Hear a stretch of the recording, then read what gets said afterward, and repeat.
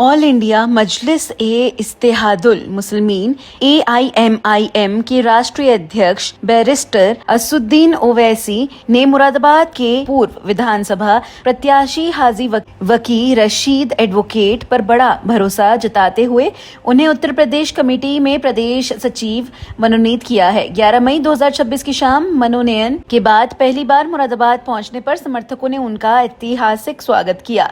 NRC के खिलाफ आंदोलन से सुर्खियों में आए वकी रशीद का स्वागत करने के लिए कार्यकर्ताओं का हुजूम उमड़ पड़ा। समर्थकों ने उन्हें फूलों की मालाओं से लाद दिया और जमकर पुष्प वर्षा की। इस दौरान पार्टी के पक्ष में जोरदार नारेबाजी भी हुई। मीडिया से मुखातिब होते हुए नवनियुक्त सचिव वकी रशीद ने राष्ट्रीय नेतृत्व और प्रदेश अध्यक्ष शौकत अली का आभार व्यक्त किया। उन्होंने कहा, मैं पार्टी का एक बेहद साधारण कार्यकर्ता हूं। यह सिर्फ AIMIM में ही मुमकिन है कि एक आम कार्यकर्ता को इतने बड़े पद और जिम्मेदारी से नवाजा जाए। नेतृत्व ने जो भरोसा मुझ पर जताया है उसे मैं पूरी ईमानदारी और लगन से निभाऊंगा।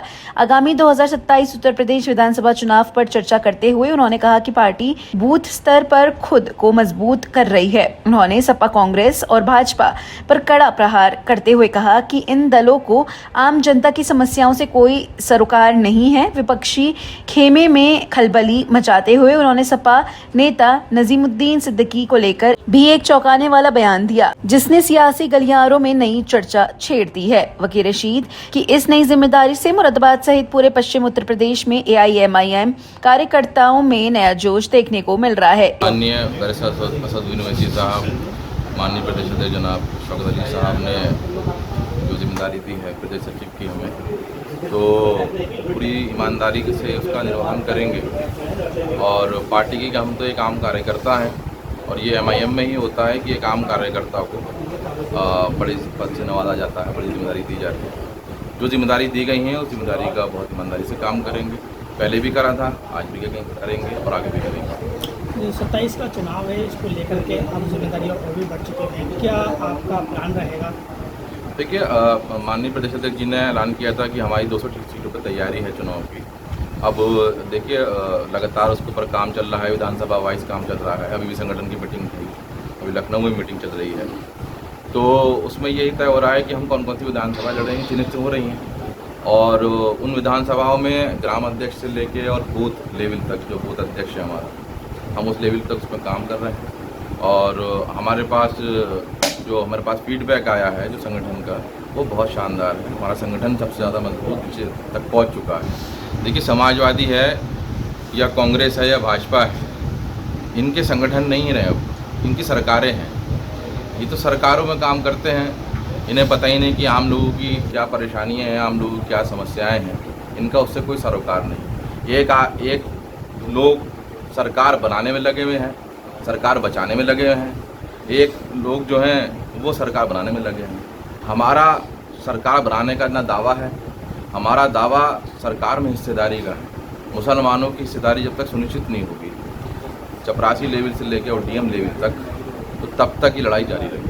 बंगाल चुनाव के बाद की जिम्मेदारी और बढ़ेगी, ये ज़्यादा मेहनत करने की ज़रूरत है? नहीं, बंगाल चुनाव के बाद तो मुसलमानों की समझ में आ गई बात कि मुसलमान जो 70 साल से BJP को हराने के नाम पर जो तथाकथित सेकुलर दलों को वोट कर रहे थे, तो उसमें जो मुसलमानों का बहुत बड़ा मेजॉरिटी है वो ये कह रही है लगातार कि भाई हम आपको, समाजवादी को, ममता को हम ये वोट इस वजह से कर रहे थे ताकि ये BJP को रोक ले। तो वो तो रोकने में नाकाम रहे। उधर अरविंद केजरीवाल हारे, उधर तेजस्वी यादव हारे, उधर वो आसाम हारे, इधर ममता हारी। सबसे बड़ा किला तो ममता का था, तो ममता दीदी हार गई। तो अब कौन बचेगा? अब तो त्रिवेदी बचेगा, कोई नहीं बचेगा। अब तो त्रिवेदी बचेगा।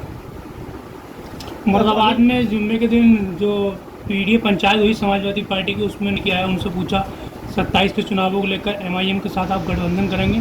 साफ कहा, मैं नहीं जानता कौन लोग हैं, पता करता हूँ। क्या करेंगे आपकी? देखिए, अच्छी बात नहीं है। अब खुद ही सब जगह कहते फिर रहे थे माइक लगा के कि ओवैसी साहब ने हमें दावत खिलाई है, मुर्गा बहुत अच्छा था, बिरयानी बहुत शानदार थी, है, मटन जो था वो कश्मीर का था। ये सारी बातें सबको बता रहे थे वो, और अब कह रहे हैं वो ओवैसी साहब को नहीं जानते। तो किसी का नमक खाया, कम से कम इतने तो आदमी को नीचे दर्जे की बात नहीं करनी चाहिए, अच्छी बात नहीं है। 2027 में क्या मुद्दे रहेंगे आपके? 2027 में हमारा मुद्दा तो सीधा हिस्सेदारी का है। और हम पहले दिन से हमारी लड़ाई हिस्सेदारी की है। जब तक मुसलमानों को हिस्सेदारी इस समाज में, इस देश में, इस व्यवस्था में नहीं मिलेगी, हमारी लड़ाई तो जारी रहेगी।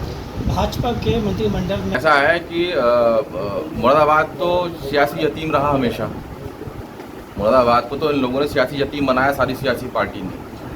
पहली बार किसी को मंत्री पद मिला है, पहले भी मिला था, दोबारा मिला है उन्हें, बहुत मुबारकबाद। तो हमारी उम्मीदें तो ये बढ़ेंगी कि वो जब मुरादाबाद से मंत्री हैं तो जो महानगर और ये स्मार्ट सिटी और जो ज़िला मुरादाबाद है हमारा, इसमें विकास होगा।